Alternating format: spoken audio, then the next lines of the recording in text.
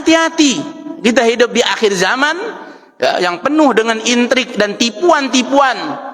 Banyak pencuri, bukan cuma nyuri suara saja. Iya, akhir zaman ini bukan soal nyuri suara. Itu hal kecil, itu nyuri suara. Kecil itu urusan dunia. Tapi iman nih mau dicuri, akidah mau dicuri ini. Kalau sudah akidah kita dicuri, iman kita dicuri, apa yang menjadi andalan kita nanti ketika menghadap kepada Allah Subhanahu wa ta'ala? Kalau suara mau curi-curilah, lantaklah situ, tak pusing kita. Jadi kalau akidah yang dicuri, rusak generasi berikutnya ini akan rusak. Coba bayangkan ma'asyiral hadirin, ya. Kalau ada generasi berikut ini nanti, setelah ini, generasi berikut ini gak punya akhlak, gak punya adab, gampang nyala-nyalakan orang, ulama, wah ini ulama manusia, bisa salah juga. Di depan orang tua, jalan tak lagi membongkok, gak lagi begini, gak lagi. Bid'ah itu, haram itu. Wah dia jalan depan orang tuanya begini ya. Ini generasi yang begini yang mau kita harapkan. Nggak punya akhlak, nggak punya adab, nggak ngerti mana ibadah, mana adab, mana akhlak. Ya, ayo, ya, bentengi masjid kita, jaga masjid kita dari akidah-akidah menyimpang yang seperti ini. Tuhan yang menciptakan kita ini, kepengen kita ini jangan masuk neraka. Ini ada orang dikit-dikit beda sama dia, masuk neraka ini. Ini celana nih, bawa mata kaki, masuk neraka. Tidak janggutan, masuk neraka. Penuh neraka. Cuman setan yang kepengen kita masuk neraka. Allah yang menciptakan kita saja kepengen kita bebas dari neraka. Mau ikut akidah ini, mau ikut ajaran ini, mau ngikutin orang-orang seperti ini kita. Waliyadzubillah. Ya, hati-hati. Ya. Nah ini harus kita jaga, ya, jangan sampai kita ya rusak. Oh mau hijrah salah hijrah.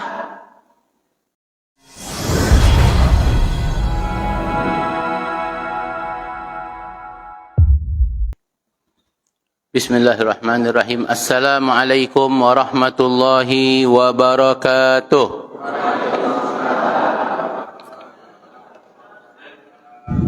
الفاتحة بنية السهالة والجمال وصلى على النبي وإلى حضرة النبي محمد صلى الله عليه وآله وصحبه وسلم. الفاتحة. أعوذ بالله من الشيطان الرجيم. بسم الله الرحمن الرحيم. الحمد لله رب العالمين الرحمن الرحيم مالك يوم الدين. إياك نعبد وإياك نستعين اهدنا الصراط المستقيم صراط الذين أنعمت عليهم غير المغضوب عليهم ولا الضالين آمين. بسم الله الرحمن الرحيم. نوينا الاجتماع والانتفاع كما انتفع أهلنا. ربي زدني علما وارزقني فهما. ربي اشرح لي صدري ويسر لي أمري واحلل عقدة من لساني يفقه قولي واهدي قلبي وسدد لساني بحق نبيك محمد صلى الله عليه وسلم. اللهم أكرمنا بنور الفهم وأخرجنا من ظلمات الوهم وافتح لنا أبواب رحمتك وانشر علينا حكمتك يا أرحم الراحمين. اللهم إنا نسألك فهم النبيين وحفظ المرسلين وإلهاما الملائكة المقربين. اللهم أغننا بالعلم وزينا بالحلم وأكرمنا بالتقوى وجملنا بالعافية يا أرحم الراحمين.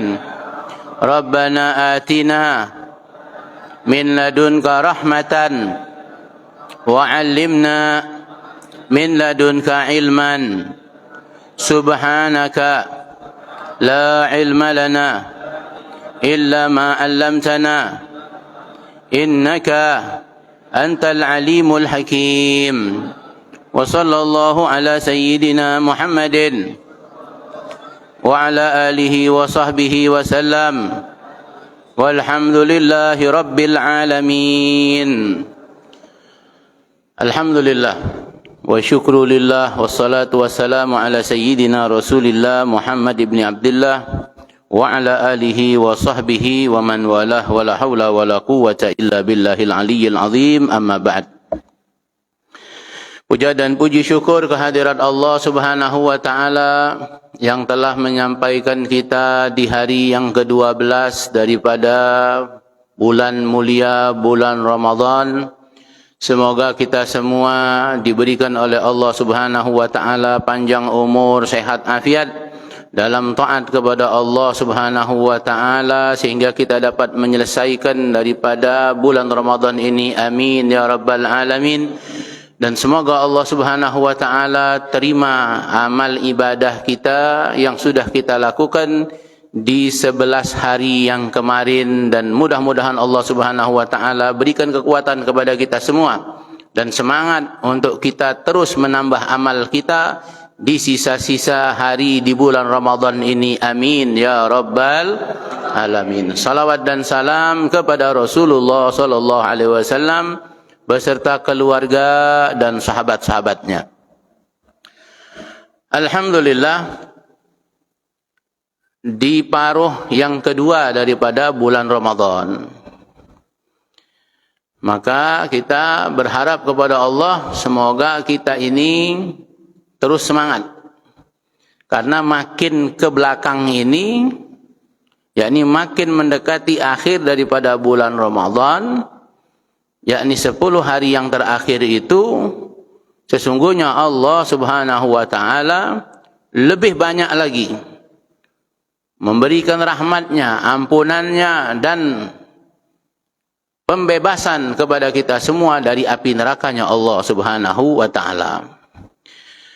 Di dalam riwayat disebutkan bahwasannya Allah Subhanahu wa taala di setiap hari di bulan Ramadan itu membebaskan orang-orang yang sebelumnya sudah tertulis nama dia sebagai penghuni nerakanya Allah Subhanahu wa taala. Allah hapus itu, Allah bebaskan dia dari api nerakanya Allah sebanyak 60.000 daripada umat Nabi Muhammad sallallahu alaihi wasallam. Setiap malam, setiap hari di bulan Ramadan. Dan di malam yang terakhir daripada bulan Ramadan, dan ini biasanya kita mulai lalai, malam Idul Fitri. Ya. Biasanya kita udah lebih banyak ke mall itu. Ya. Bahkan di 10 malam yang terakhir itu rata-rata udah pindah. Iktikafnya udah mulai pindah tuh. Ya, pindah ke mall. Mall ramai. Pasar bawah penuh. Masjid kosong. Ya. Shop masjid mulai sepi. Yang ramai shop buah, shop buntut. Nah, itu mulai ramai. Tapi shop masjid sepi mulai. Nah, ini jangan sampai kita mengulang kesalahan kita di tahun yang lalu. Ya, sehingga kita tahun ini harusnya lebih bersiap-siap lagi. Lebih memperhatikan lagi. Setiap waktu yang berlalu di bulan Ramadan ini tidak dapat kita kembalikan, ma'asyiral hadirin. Setiap menit di bulan Ramadan tahun ini tidak bisa kita ulang lagi. Dan kita tidak tahu apakah kita akan sampai kepada Ramadan tahun depan. Wallahu a'lam. Oleh karena itu, hendaknya kita menjadikan Ramadan tahun ini sebagai Ramadan terakhir kita. Tidak ada yang tahu umur kita, ma'asyiral. Nah, kita berharap kepada Allah, kita dipanjangkan Allah umur, ya, dalam taat pada Allah, bisa jumpa lagi dengan Ramadan tahun berikutnya. Akan tetapi hendaknya kita memanfaatkan kesempatan yang Allah berikan kepada kita di tahun ini. Jangan sia-siakan. Nah, Allah Subhanahu wa taala di malam terakhir di bulan Ramadan, Allah membebaskan orang-orang yang sudah tertulis sebagai penghuni nerakanya Allah Subhanahu wa taala sebanyak 60.000 dikali 30 hari. Begitu banyak Allah Subhanahu wa taala membebaskan umat Nabi Muhammad SAW dari api neraka. Nah, ini menjadi dalil ma'asyiral hadirin bahwasannya Allah Subhanahu wa taala memberikan kemuliaan kepada umat ini karena Nabi Muhammad sallallahu alaihi wasallam. Sallu ala Nabi Muhammad. Umat Nabi Muhammad ini tidak akan masuk nerakanya Allah selama di dalam hatinya ada iman walaupun seberat dzarrah. Selama ada iman, la yadkhulunan nar, tidak akan masuk ke dalam neraka man kana fi qalbihi, siapa orang yang di dalam hatinya, man kana fi qalbihi mithqala dzarratin minal iman, tidak akan masuk ke dalam neraka siapa orang yang di dalam hatinya ada keimanan meskipun seberat dzarrah. Dzarrah ni sering kami terangkan, dzarrah itu kalau nanti matahari terbit masuk ke rumah kita, terus ibu-ibu, bapak-bapak lihat ada yang terbang-terbang, itulah dzarrah. Seringan itu iman kita, insya Allah kita akan masuk ke dalam surganya Allah Subhanahu wa taala. Alhamdulillah. Lebih ringan dari debu. Lebih ringan dari debu. Lebih ringan dari biji sawi. Sebagian orang mengartikan dzarrah itu sebagai biji sawi. Ya, biji sawi masih nampak, masih terlihat, masih berat. Tapi ini dzarrah lebih ringan dari biji sawi. Nah, mudah-mudahan kita semua ini tergolong ke dalam golongan orang-orang yang Allah Subhanahu wa taala bebaskan di bulan Ramadan ini dari api nerakanya. Amin ya rabbal alamin. Nah, di 10 hari yang terakhir ini ada satu malam yang Allah sebutkan khairun min alfi syahr, lebih baik dari 1000 bulan. Berapa lama 1000 bulan? 1000 bulan itu 83 tahun, kurang lebih, ya, lebih 83 tahun. Kenapa Allah berikan ini kemuliaan kepada kita? Dikarenakan Nabi Muhammad sallallahu alaihi wasallam. Sallu ala Nabi Muhammad. Satu hari Nabi sallallahu alaihi wasallam sedih karena beliau membayangkan bagaimana umatnya ini kalah nanti dengan umat-umat sebelum ini. Dari sisi umur umat ini pendek. Maka Nabi khawatir kalau umurnya pendek amalnya dikit. Ya. Kalau umurnya pendek, amalnya dikit. Maka Nabi SAW sedih gara-gara itu. Allah Subhanahu wa taala sebagai zat yang dicintai oleh Nabi SAW dan mencintai Nabi Muhammad SAW, tidak mau kekasihnya ini bersedih, maka Allah Subhanahu wa taala berikan kepada Nabi Muhammad SAW satu malam sebagai kemuliaan bagi umat Nabi Muhammad SAW. Dan ini tidak diberikan kepada umat-umat sebelum Nabi Muhammad SAW. Allah berikan malam Lailatul Qadar yang siapa orang yang beribadah menepati malam tersebut, meskipun dia tidak melihat tanda-tanda malam Lailatul Qadar tersebut. Banyak tanda-tanda malam Lailatul Qadar yang disebutkan oleh para ulama, macam-macam. Ya, tanda-tandanya ada yang melihat pohon ruku, ada yang melihat pohon sujud, ada yang melihat air laut itu menjadi tawar, itu tidak asin lagi. Macam-macam tanda-tanda malam Lailatul Qadar. Akan tetapi bagi orang yang tidak menyaksikan ini pun dia akan tetap mendapatkan ganjaran, keutamaan, kemuliaan malam Lailatul Qadar tersebut meskipun dia tidak melihat tanda-tanda itu, asalkan dia di malam itu beribadah kepada Allah Subhanahu wa taala. Minimal kata para ulama, dia menjaga salat Isya berjamaah dan salat subuh berjamaah. Itu minimal. Ya. Syukur-syukur dia tarawih, Syukur-syukur setelah itu dia tadarus, dia isi lagi dengan zikir dan seterusnya, dia hidupkan malam tersebut, maka tentu dia akan menuai hasil yang lebih banyak lagi. Nah, Allah Subhanahu wa taala berikan ini satu malam yang lebih baik dari 83 tahun. Coba bayangkan Bapak Ibu, kita sekarang ini ya, rata-rata umur kita ini mungkin 40, 50 ya. Ada yang 60, ada yang 70, ada yang 80. Udah bonus itu. Ya, 80 ini udah bonus sudah. 80 lebih tambah lagi bonusnya ya. Nah, ini paling kenceng kita ini ya 80 lebih ini sudah hebat lah. Rata-rata sekarang kita perhatikan sekarang banyak orang-orang meninggal 45, 50. Ya karena memang Nabi mengatakan umur umatku ini antara 60 dan 70. Karena umur Nabi SAW sendiri 63 tahun. Nah, maka tadi kalau sudah kepalanya 6 ya siap-siap. Kan begitu. Bukan nakut-nakutin ini.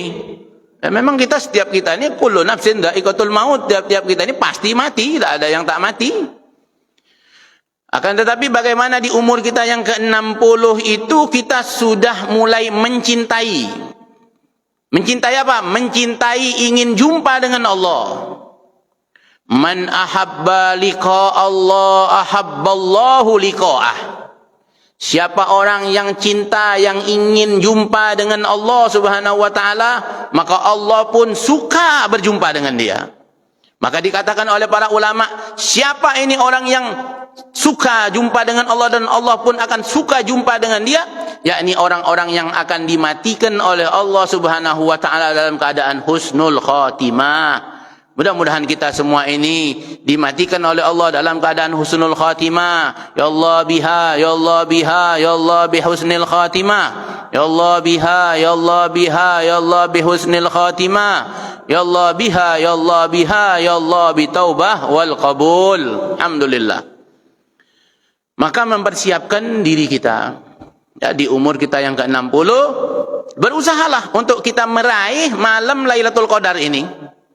Coba bayangkan kalau kita dapat 10 kali Lailatul Qadar, berarti umur kita sudah bertambah menjadi 830 tahun. Ya. Sama seperti umur umat-umat sebelum Nabi Muhammad SAW. Oh, umur umat sebelum Nabi, umur umat Nabi Musa itu balignya 300 tahun. 300 tahun baru balik. Kita balik umur berapa? 15 tahun ya. Nah, umat Nabi Musa 300 tahun baru balik. Bayangkan panjang umurnya. Nah, kita tak bisa menyamai dari sisi umur ini, tapi kita bisa sama dengan mereka dalam hal amal. Amal kita. Tidak ada kita sekarang bisa beramal sampai 830 tahun, enggak ada. Tapi tadi dengan kita mendapatkan malam Lailatul Qadar, maka umur kita berarti bertambah menjadi sedemikian. Nah, mudah-mudahan kita semua ya, terutama di 10 hari yang terakhir nanti lebih kencang lagi ibadahnya, lebih banyak lagi iktikafnya. Begitulah yang dilakukan oleh Rasulullah SAW. Ya. Rasulullah SAW di 10 hari yang terakhir itu lebih banyak iktikaf di masjid. Jadi iktikafnya bukan paro-paro. Nabi itu iktikaf 10 hari, memang iktikaf 10 hari, tidak keluar dari masjid. Kalau kita, ya, malam ya, kadang ya, itu pun mulainya jam 2 malam iktikafnya itu. Tapi Nabi 10 hari itu memang nggak keluar dari masjid. Ya. Kecuali untuk hal-hal yang memang diperbolehkan. Ya, untuk qada'il hajah, untuk buang hajat boleh. Batal wudu, ngambil wudu lagi boleh. Ya, sekedar beli makanan di luar boleh. Habis itu balik lagi ke masjid. Jadi iktikaf ini ada aturannya. Ya, ada aturan bagaimana kita beriktikaf di masjid. Nah, tapi kita yang kita lakukan ini juga tidak bersalahan. Boleh nggak? Boleh.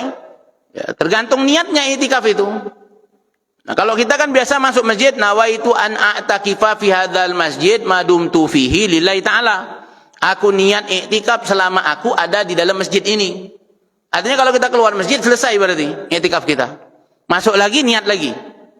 Nah, tapi kalau orang yang niat iktikafnya itu, aku niat iktikaf selama 10 hari karena Allah, 10 hari dia iktikaf. Ya, jadi dia keluar masjid tidak membatalkan iktikaf dia kalau untuk urusan-urusan yang memang diperlukan. Tapi kalau kita yang iktikaf sekarang ini, tadi kita duduk di sini, kita niat kan, niat iktikaf, keluar masjid, batal iktikaf kita. Masuk lagi, niat lagi. Itu seperti itu. Nah, mungkin kita untuk ngikutin Rasulullah SAW ini berat. Oleh karena itulah kita tetap mendapatkan pahala iktikaf meskipun kita duduk sebentar di dalam masjid. Ketika ditanyakan, apakah kita dapat pahala iktikaf kalau kita ada di masjid sebentar? Dapat. Dikatakan kita mendapatkan pahala iktikaf meskipun kita masuk dari pintu situ, kemudian kita niat iktikaf sambil jalan keluar dari pintu situ, kita dapat pahala iktikaf. Alhamdulillah. Nah, ma'asyiral hadirin, di 10 hari yang terakhir kita jaga. Para ulama beda-beda pendapat dalam hal menentukan kapan itu malam Lailatul Qadar. Dan kalau kita lihat daripada hadis-hadis Nabi SAW, intinya Lailatul Qadar itu terjadi pada 10 hari yang terakhir, 10 malam yang terakhir. Dan lebih khusus lagi di malam-malam yang ganjil.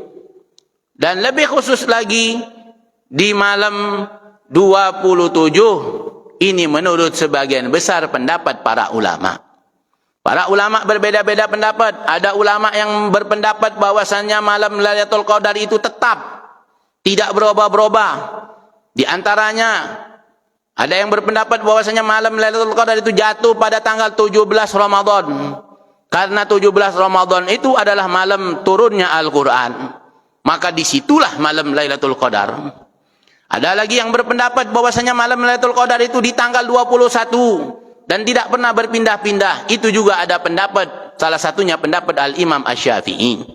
Ada lagi ulama yang berpendapat tergantung kapan mulai Ramadannya, sebagaimana pendapat daripada Al-Imam Al-Ghazali. Imam Ghazali berpendapat kalau malam pertama bulan Ramadan jatuh pada hari Selasa, yakni malam Selasa, maka malam Lailatul Qadar akan jatuh pada tanggal 27 Ramadan. Ada lagi ulama yang berpendapat bahwasanya malam Lailatul Qadar itu tetap pada tanggal 27. Dari mana mereka menghitung itu? Ya, dari pengalaman mereka. Dan berdasarkan daripada surat Al-Qadar, apa yang terdapat di dalam surah Al-Qadar, inna anzalnahu fi lailatul qadar wa ma adraka ma lailatul qadar lailatul qadri khairum min alfi syahr tanazzalul malaikatu waruhu fiha biidzni rabbihim min kulli amr salamun hiya hatta matla'il fajr. Nah, itu Lailatul Qadar kalau dihitung jumlah hurufnya itu ada 9. Dan diulang di dalam surah ini sebanyak 3 kali. Maka kalau dikalikan 9 kali 3 berapa tuh? 27 ya, betul ya?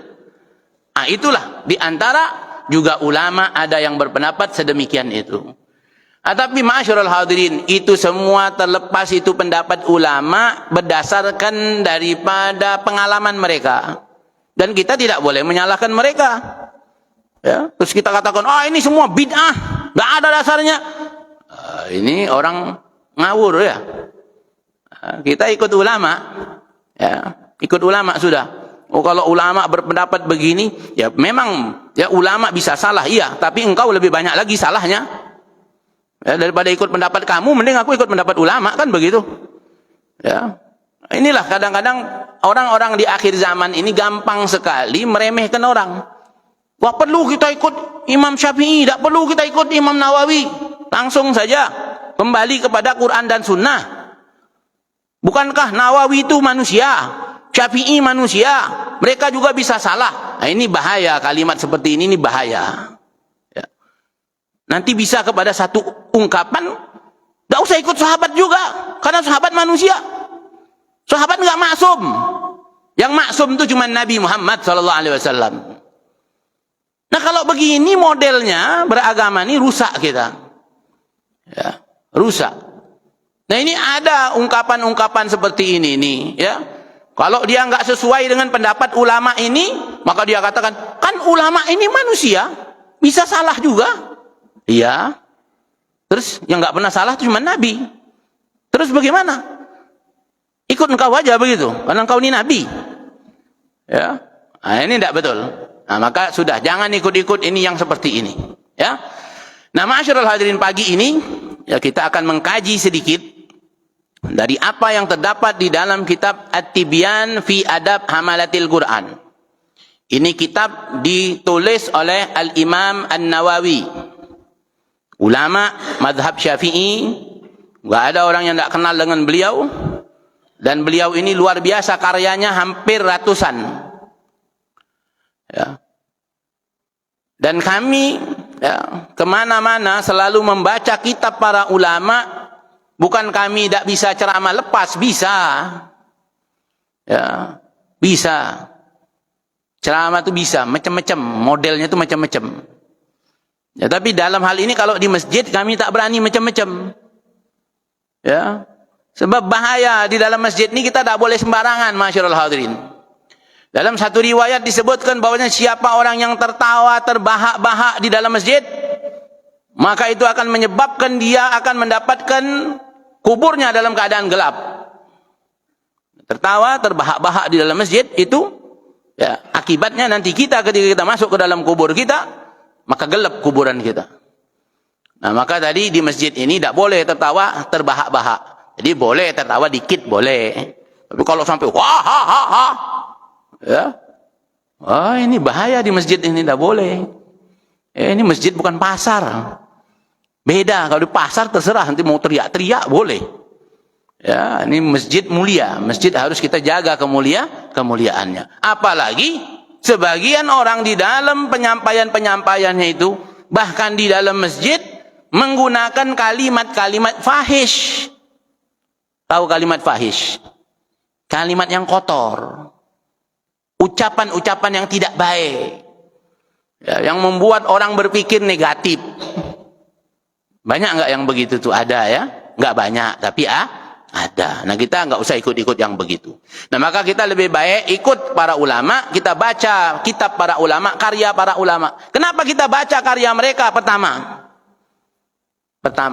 kami menyadari bahwasanya menuangkan ide kita ke dalam satu tulisan itu bukan satu hal yang mudah, masyarul hadirin.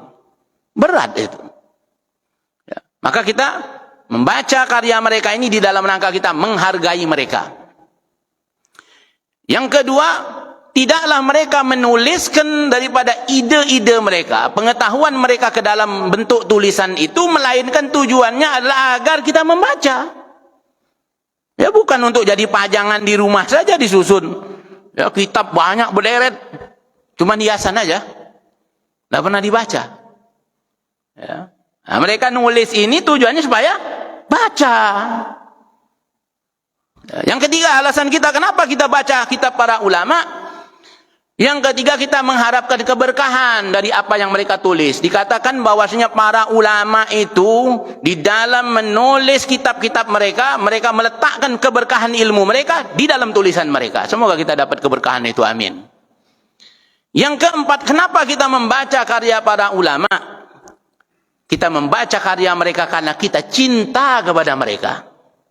Sebagaimana Al-Imam Asy-Syafi'i menyatakan, aku cinta pada orang soleh meskipun aku bukan orang soleh. Tapi aku mengharapkan syafaat dari mereka, dan kita mengharapkan syafaat daripada Al-Imam An-Nawawi. Semoga kita mendapatkan syafaat beliau, amin. Ya Rabbal Alamin. Karena memang di antara salah satu orang yang boleh memberikan syafaat itu para ulama nanti. Setelah para nabi, kemudian setelah itu para ulama. Nah, kita berharap kita dikenal oleh Al-Imam An-Nawawi karena kita sering membaca karya beliau. Kemudian ma'asyiral hadirin, ini Al-Imam An-Nawawi ini bukan orang biasa.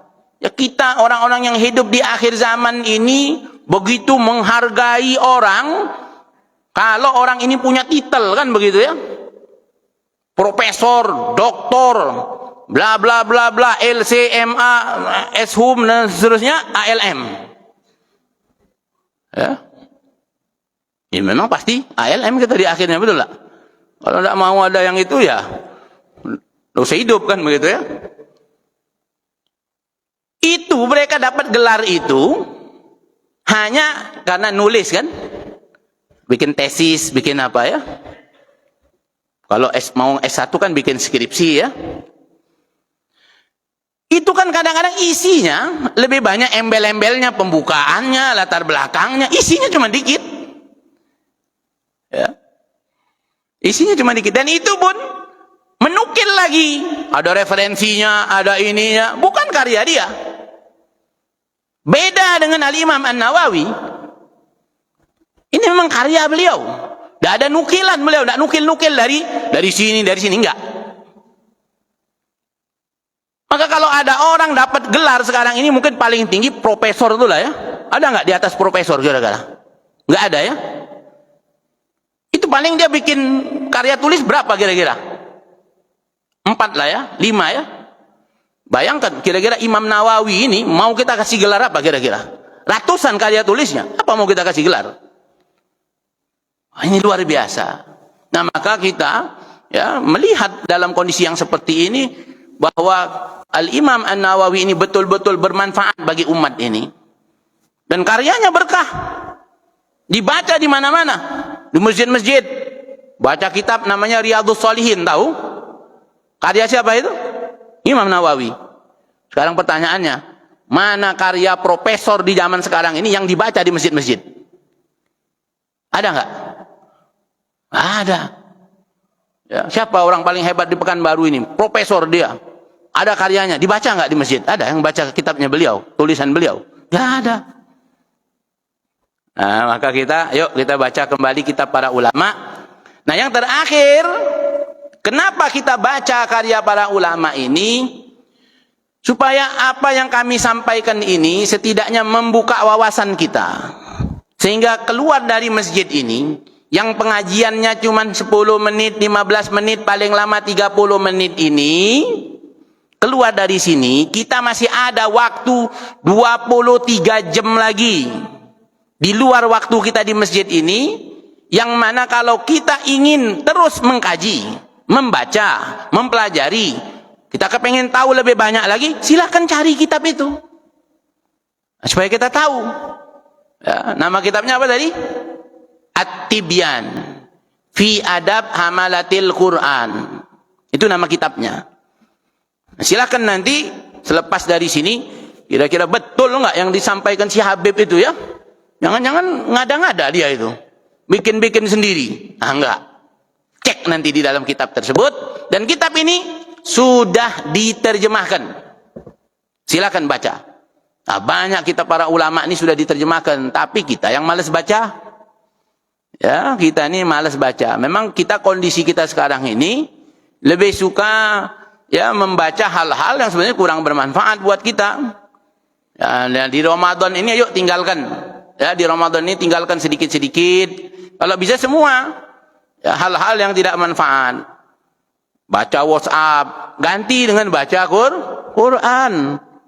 Ini WhatsApp-nya hatam ini, setiap grup hatam itu. Grup RW hatam.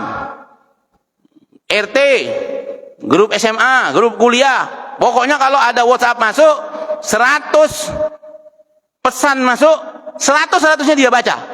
Hatam dia. Bayangkan kalau dia baca Quran itu 100 ayat.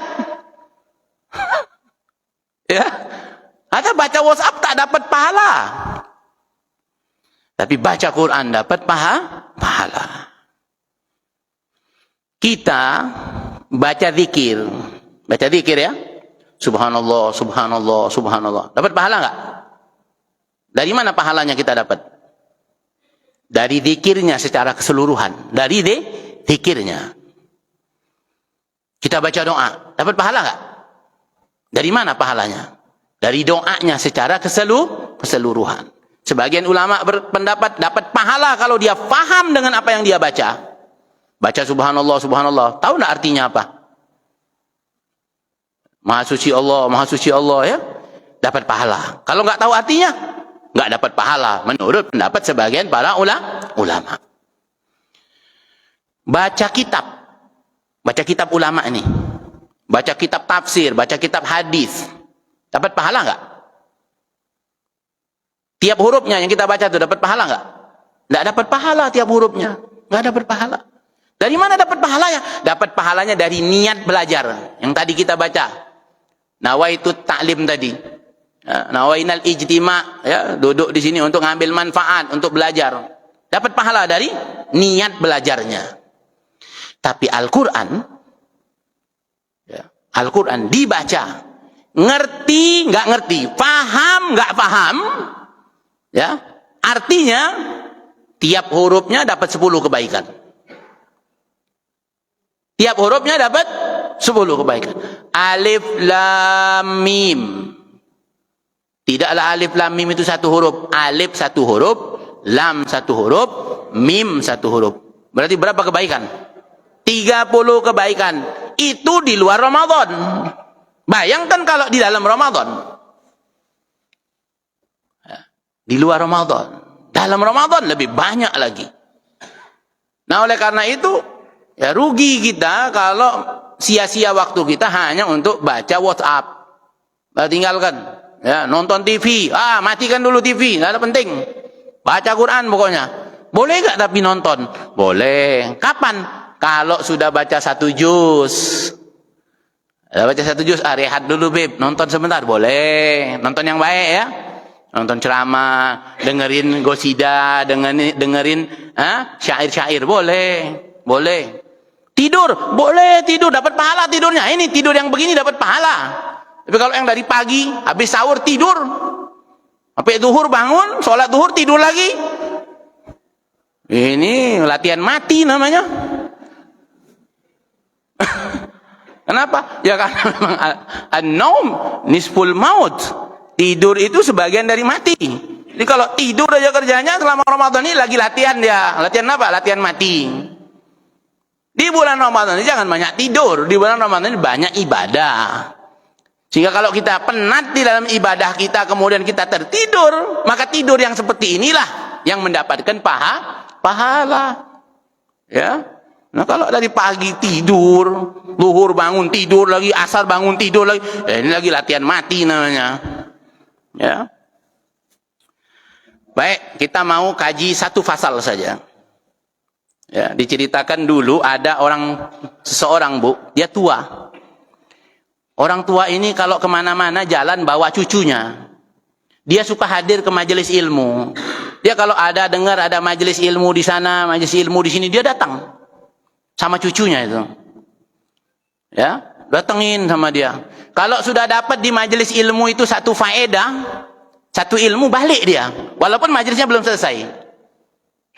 Ya. Begitu dia ngamalin ini. Kan Nabi katakan, "Idza marartum bi riyadil jannah farta'u." Kalau kalian lewat di satu majelis ilmu, mampir. Jadi mampir ini kan tidak lama-lama, namanya mampir. Ya kan? Kalau lama-lama itu namanya ngajak buka, ya kan? Ya, kalau mampir nggak lama-lama. Ya. Duduk dia dapat satu faedah, pulang dia. Begitu dia lakukan setiap hari. Satu hari dia datang dari rumahnya yang cukup jauh itu, dia mau hadir ke satu majelis. Di tengah jalan kakek ini, orang tua ini tadi kebelet mau pipis. Dia ngomong ke cucunya, "Wahai cucuku, aku mau pipis dulu," kata dia. "Ayo kita mencari tempat yang agak jauh, menepi dari tepi jalan." Ketika dia mau pipis, cucunya ini di saat itu dia ngambil kayu dan dia pukul-pukulkan kayu itu ke tanah. Melihat peristiwa itu, si kakek bertanya kepada cucunya ini, "Wahai cucuku, apa yang kau lakukan di situ?" Kata si cucu, "Silahkan wahai kakek, engkau kencing di sini. Tapi kenapa engkau harus menggemburkan tanah itu, engkau pukul-pukul tanah itu supaya dia gembur?" Kata si cucu ngomong kepada kakeknya, bahwasanya kalau engkau kencing, buang air atau pipis di tanah yang keras, maka kencing tersebut, air seni tersebut akan memantul dan itu akan mengenai pakaian engkau dan itu bisa menyebabkan daripada pakaian engkau najis atau tubuh engkau kena najis. Maka oleh karena itulah aku gemburkan terlebih dahulu tanah yang keras ini. Oh begitu, kata si kakek. Baik. Setelah si kakek pipis, kemudian dia bilang kepada cucunya, ayo kita pulang wahai cucu. Kita nggak jadi hadir ke majelis yang sana. Tidak usah. Kenapa? Karena aku sudah dapat satu pelajaran dari engkau di hari ini. Ayo kita pulang. Begitulah mereka di dalam mendapatkan ilmu, walaupun cuma satu ilmu itu sudah cukup buat mereka. Nah nanti setelah ini boleh pulang satu saja ilmunya ya. Nggak usah banyak-banyak ya. Fasal yang menerangkan tentang idaratu bil Quran. Faslun fil idarati bil Quran. Apa yang dimaksud dengan ini? Yakni fasal yang menerangkan tentang membaca Quran secara bergantian. Seperti yang kita lakukan di bulan Ramadan ini.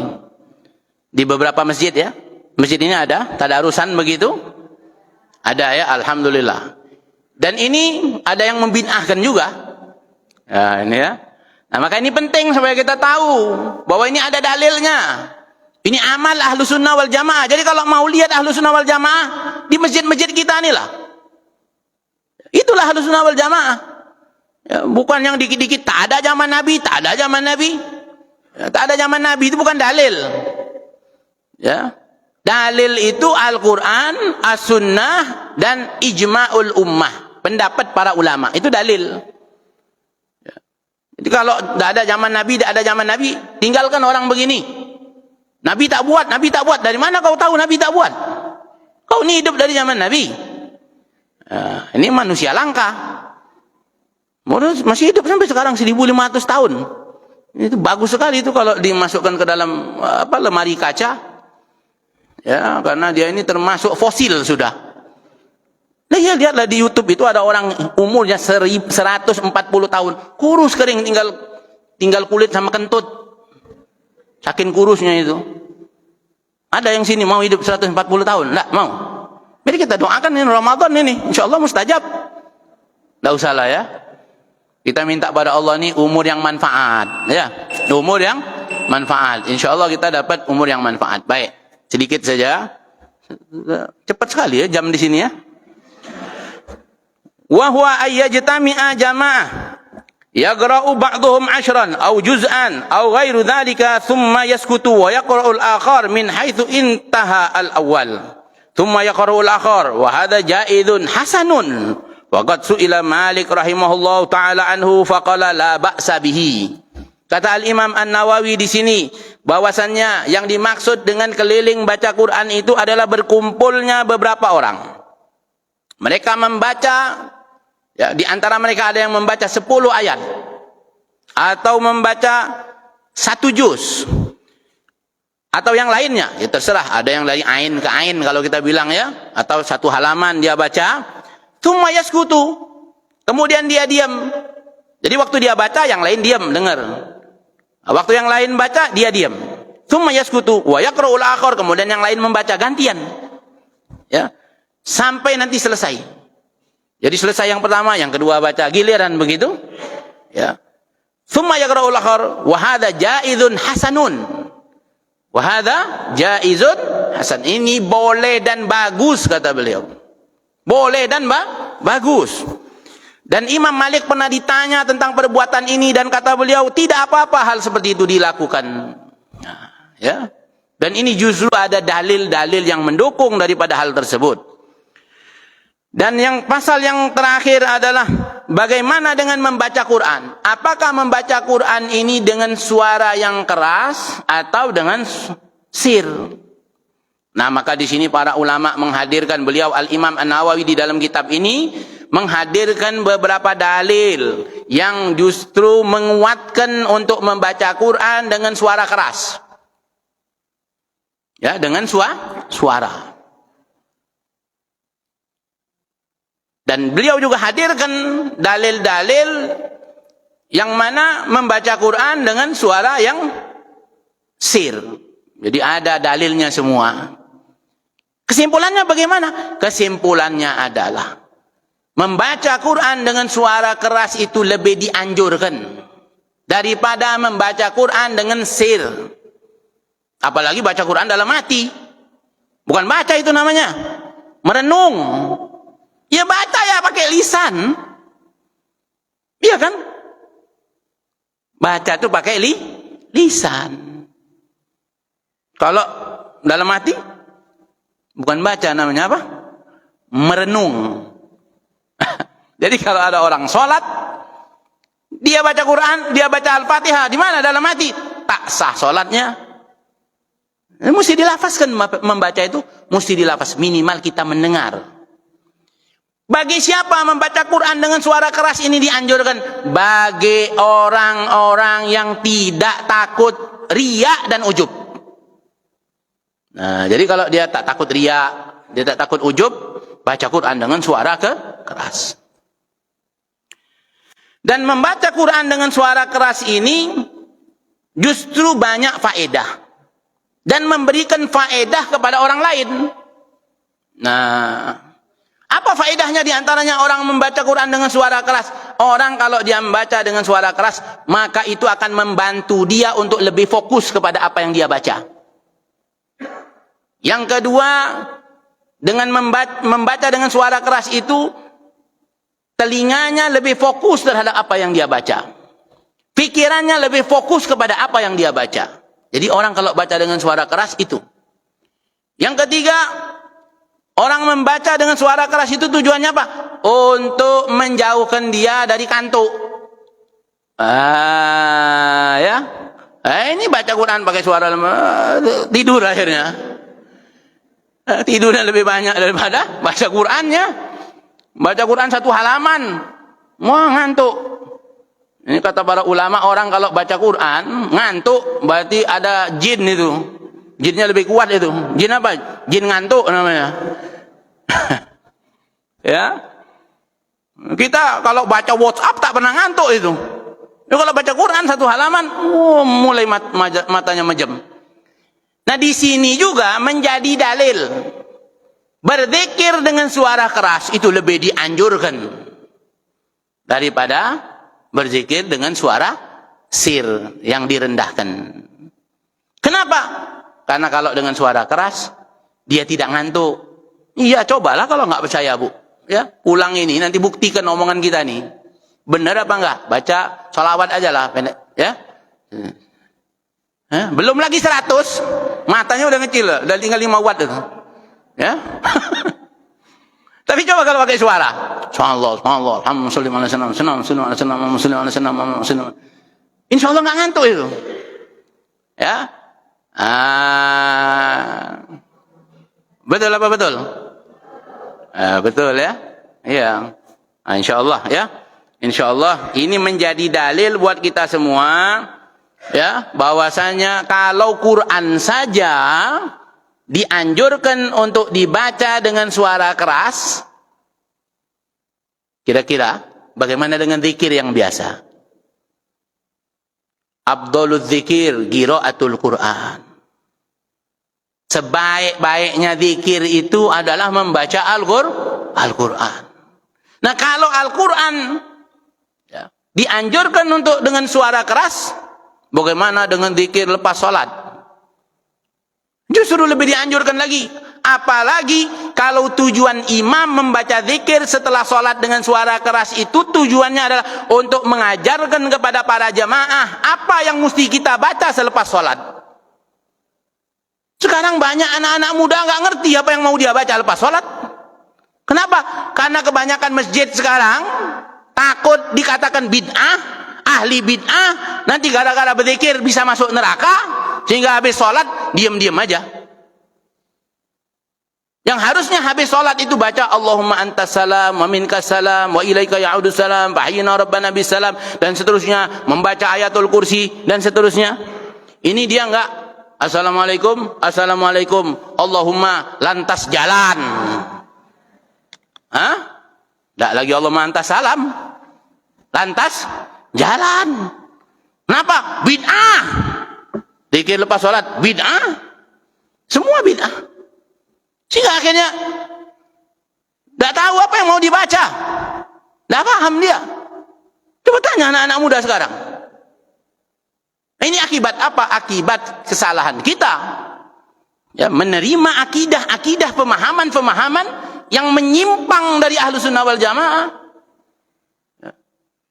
Tapi dia ngaku Ahlussunnah wal Jamaah juga, tapi kaleng-kaleng ini. Yang mana yang asli? Yang asli yang lepas sholat dzikir. Yang asli yang lepas sholat dzikir dengan suara keras. Itu yang asli Ahlussunnah wal Jamaah. Ya. Yang enggak dzikir bukan Ahlussunnah. Ini kaidah dan ini pendapat Al-Imam An-Nawawi. Apa mau kita abaikan ini? Hati-hati, kita hidup di akhir zaman ya, yang penuh dengan intrik dan tipuan-tipuan. Banyak pencuri, bukan cuma nyuri suara saja. Iya, akhir zaman ini bukan soal nyuri suara. Itu hal kecil, itu nyuri suara. Kecil itu urusan dunia. Tapi iman nih mau dicuri, akidah mau dicuri ini. Kalau sudah akidah kita dicuri, iman kita dicuri, apa yang menjadi andalan kita nanti ketika menghadap kepada Allah Subhanahu wa Ta'ala? Kalau suara mau curi-curilah, lantaklah situ, tak pusing kita. Jadi kalau akidah yang dicuri, rusak generasi berikutnya ini akan rusak. Coba bayangkan ma'asyiral hadirin, ya. Kalau ada generasi berikut ini nanti, setelah ini, generasi berikut ini, gak punya akhlak, gak punya adab, gampang nyala-nyalakan orang, ulama, wah ini ulama manusia, bisa salah juga. Di depan orang tua, jalan tak lagi membongkok, gak lagi begini, gak lagi. Bid'ah itu, haram itu. Wah dia jalan depan orang tuanya begini ya. Ini generasi yang begini yang mau kita harapkan. Nggak punya akhlak, nggak punya adab, nggak ngerti mana ibadah, mana adab, mana akhlak. Ya, ayo, ya, bentengi masjid kita, jaga masjid kita dari akidah menyimpang yang seperti ini. Ya, simpel aja, sudah simpel. Ya. Bahwa apa yang kita lakukan selama ini di dalam ibadah kita bisa tunjukkan semua ada dalilnya. Adapun yang biasa nyala-nyalakan, ayo minta dalilnya. Ya. Apa dia menyalakan? Ada orang baca Yasin, wirid Yasin, ibu-ibu tiap hari Jumat, bid'ah. Masuk neraka bu kalau bid'ah nih berarti ujung-ujungnya. Ya. Wa kullu bid'atin dhalalah wa kullu dhalalatin finnar. Itu dalilnya itu tiap hari Jumat itu. Ya. Masa gara-gara baca Yasin masuk neraka? Yang baca WhatsApp masuk kemana kira-kira? Tiap hari bacaannya WhatsApp begitu. Membaca Yasin masuk neraka. Wal'iyadzubillah. Ini dari mana ajaran seperti ini? Allah ingin membebaskan kita dari api neraka. Setiap malam bulan Ramadan 60.000 umat ini dibebaskan. Di malam terakhir 60.000 kali 30. Tapi ada orang yang hidup di dunia sekarang ini dikit-dikit mau masukkan orang ke dalam neraka. Lebih hebat dari Tuhan ya. Tuhan yang menciptakan kita ini kepengen kita ini jangan masuk neraka. Ini ada orang dikit-dikit beda sama dia masuk neraka ini. Ini celana nih, bawa mata kaki, masuk neraka. Tidak janggutan, masuk neraka. Penuh neraka. Cuman setan yang kepengen kita masuk neraka, Allah yang menciptakan kita saja kepengen kita bebas dari neraka. Mau ikut akidah ini, mau ikut ajaran ini, mau ngikutin orang-orang seperti ini kita. Wal'iyadzubillah. Ya, hati-hati. Ya. Nah ini harus kita jaga, ya, jangan sampai kita ya rusak. Oh mau hijrah salah hijrah. Ya, dikit-dikit hijrah, hijrah kemana ente? Ya, oh hijrah ke masjid sana. Kenapa Beb? Kenapa hijrah ke masjid sana? Kita tanya, kenapa hijrah ke masjid sana? Oh di sana enak. Setiap Senin Kamis kita makan gratis di sana.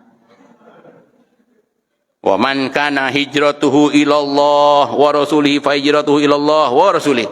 Wa man kanat hijratuhu lid dunya. Makan kira-kira urusan dunia apa urusan akhirat kira-kira? Wa man kanat hijratuhu lid dunya yusibuha. Kalau ditanya lagi, kenapa hijrahnya ke sana? Kok ngajinya sekarang ke masjid yang sana? Kalau masjid sana itu enak. Kenapa? Kalau utangan cepet dapat utangan. Kalau mau utang cepet di sana. Banyak yang mau minjemin, tidak pakai bunga lagi. Dunia. Kenapa hijrah ke sana? Di sana, Beb, kalau mau nikah gampang, Beb. Akhwatnya siap nikah semua, Beb. Akhwatnya, Beb. Maharnya enggak mahal-mahal, Beb, di sana, Beb. Au imra'atin yankihuha. Ini Nabi sudah kasih tahu pada kita. Wa man kanat hijratuhu lid dunya yusibuha au imra'atin yankihuha fa hijratuhu ila ma hajara ilaih. Tapi kalau kita hijrahnya karena Allah, karena Rasulullah, fa hijratuhu ila Allah wa rasulih. Maka hati-hati anak-anak muda sekarang ini. Kesian. Ya, ayolah bapak ibu yang punya cucu, punya anak, yuk suruh ngaji, ikut ngaji di Baitul Habib. Ya. Biar lurus, biar ada relnya, ya, biar ada guide-nya, supaya jelas jalannya mau kemana begitu.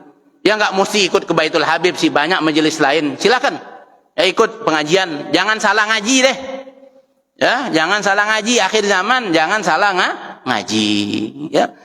Ujung-ujungnya mau hijrah, tapi salah hijrah. Nah, insyaallah masyarul hadirin, ya pagi ini ya tidak banyak, ya, satu pasal kan tadi. Cukup sudah, ya. Yakin dengan apa yang kita amalkan, yakin dengan apa yang kita sudah lakukan selama ini. Amalia kita punya dalil. Bismillah, jangan tinggalkan amal hanya gara-gara orang ngomong ini tak ada zaman Nabi, ini tak ada zaman Nabi, ini tak Nabi buat. Jangan hiraukan itu. Kita bisa menjumpai semua dalil yang kita lakukan di dalam kitab At-Tibyan ini. Yasinan emak-emak tiap hari Jumat, tiap hari Senin, jalankan terus. Jangan takut. Walaupun tadi yasinannya dibarengi dengan arisan, nggak apa-apa. Boleh. Silakan. Ya, jangan ragu untuk kita melaksanakan amal-amal tersebut. Silakan. Ya, mudah-mudahan Allah Subhanahu wa taala berikan kepada kita semua ilmu yang bermanfaat. Amin. Ya Rabbal alamin. Ada yang mau ditanyakan? Enggak ada ya? Oh, udah kelewatan waktunya. Enggak apa-apa, kita jangan diatur sama jam. Ya kita yang ngatur jam kan? Ya, okay. Tapi insyaallah manfaat. Ayo kita tutup majelis ini dengan doa kafaratul majelis. Subhanakallahumma wa bihamdika asyhadu an la ilaha illa anta astaghfiruka wa atubu ilaik wal afu minkum. Wassalamualaikum warahmatullahi wabarakatuh.